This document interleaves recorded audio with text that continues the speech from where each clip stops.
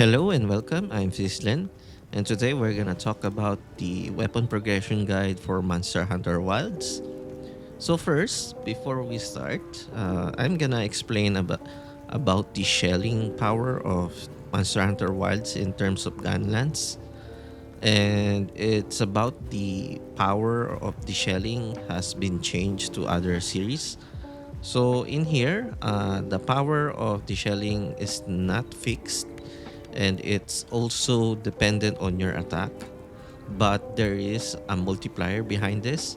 As you see on the menu of the weapon, you will see a slightly strong power, slightly weak, normal. So this is the multiplier behind the attack of your character. So whenever you have a higher attack weapon, your uh, your power will be multiplied on that attack. So the power now is actually increasing from the Gunland shelling. Also to confirm, the armor jewel like agitator and counterattack doesn't count on the multiplier for the shelling damage, but I do confirm that demon drag will include to the overall damage of the shelling.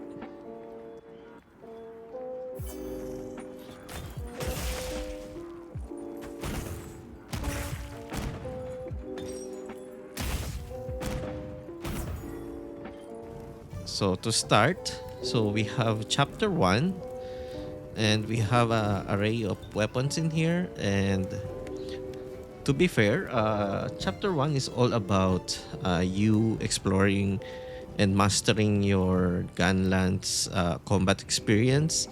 But there is one weapon that I totally recommend, and that is the Q Matrix 3. So this is the Culebrina. It has a good uh, shelling power, and although it has a shelling type of normal, it's still gonna do its job. And a lot of the chapter 1 bosses are weak to fire, especially Doshaguma. And one thing to think about is the equipment skill. Guard is the best skill from Gunlance, since it will help you guard at least a lot of large monster. And especially you can guard parry using a reload. So that one is very important. So if you're want some different shelling type, I could recommend to you the triple bayonet, since it's a long shelling type, so it's a bit more easier to practice since it has a longer reach and range as well, and it also has a guard up. So that pretty much is the chapter 1. On chapter 2, you will have an access to a Jarakan. So this is actually a good weapon, but I totally would say it's a optional one. And you also have an Utduna, but I kinda don't like the shelling power of this one. It's slightly weak. But the good thing here is it's a water element, and a lot of the bosses in the chapter 2 is actually weak on water. But then again, I still recommend Cumatris because you will need this to get into the G Veljan Hasta, the Guardian Arc Vel 3. So once you have this, you will actually aim for upgrading into this in chapter 3, and this is pretty much the strongest weapon in chapter 3, but it's on the end of chapter 3 before you can unlock it. So you have two options while waiting on chapter 3.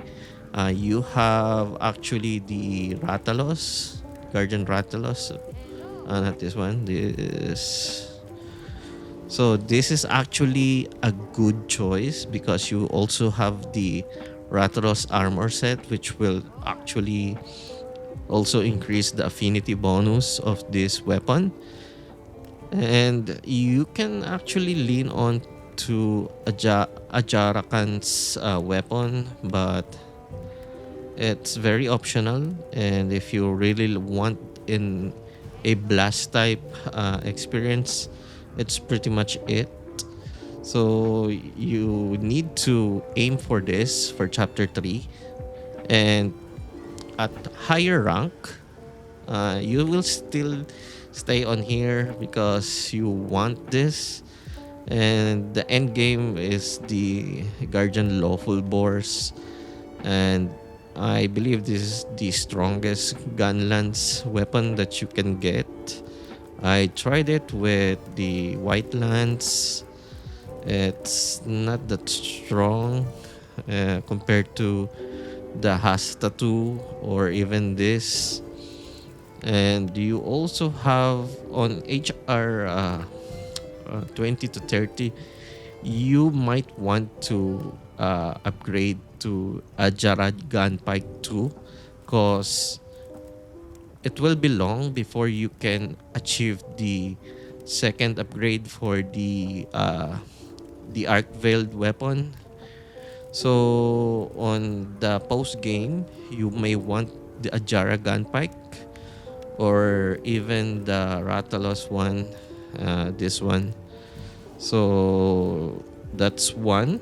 And you also have a choice with the Gravios weapon, since this one is pretty much what I use because I want to explore the Blast archetype. So it's up to you, whichever you want. And while exploring chapter 1 and 2, you will encounter some huge wall with in terms of the bosses like Doshaguma, Nuudra, and Ajarakan. So I totally recommend you to practice the combat of Gunlance, specifically the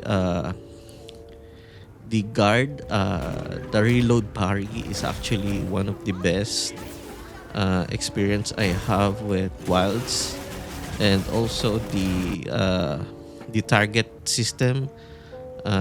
What do you call this? Let me check. So we're here in the combat dummy. Uncheat your Gunlance, then hold the left trigger or the L2, then click R1 while holding the L2 or the right button. This will trigger the focus strike. So this is actually a very strong skill whenever you have wounded an large monster, and try to spam this on the red area, and you will likely get the bonus damage with the spear. So it's actually a good way to get more parts from the monster. And another one is whenever you mount someone, you can wound them multiple times, and if ever you are reaching the end of the timer, just pull off an R1 button to trigger the execute command on the wound. So that is one thing that you may wanna consider. So whenever a monster is gonna strike you, try to guard reload because that will trigger a parry. So if your shield is shining, that means you are parrying, which will result to a slam like this. So it's a bigger punish than poking. Another thing, if you perfectly parry an enemy, you will have this power clash, which will let you punish the enemy a lot more.